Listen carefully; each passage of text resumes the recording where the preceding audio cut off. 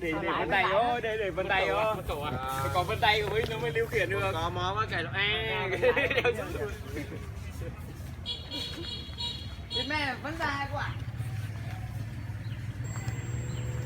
Thấy chưa? Đó.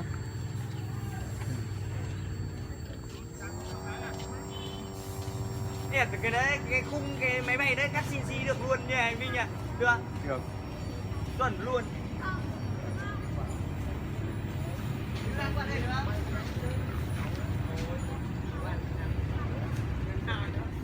Quay cho Vinh ơi. Không quay à? Về cháu đi xem.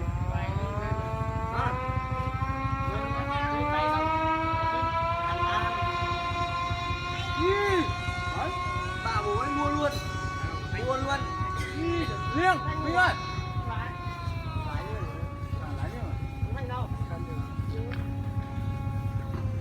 Quay đâu vào đây đây? Mày là chiếm về cổng đi.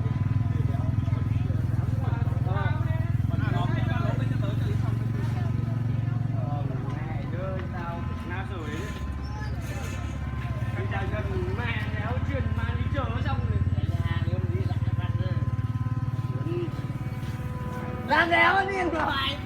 Làm thế nào?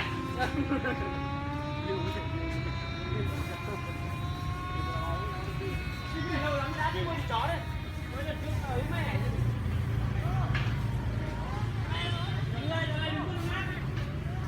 Nào ơi.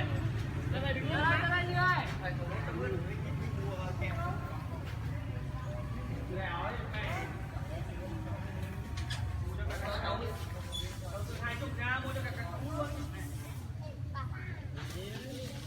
Đây này.